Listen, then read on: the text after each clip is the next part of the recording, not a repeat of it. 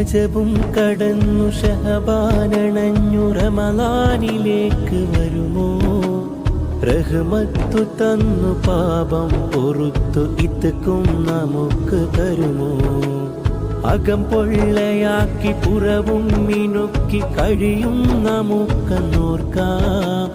അഹദിന്റെ നോട്ടം ഹൃദയത്തിലേക്ക് എന്നും അറിഞ്ഞിരിക്കാം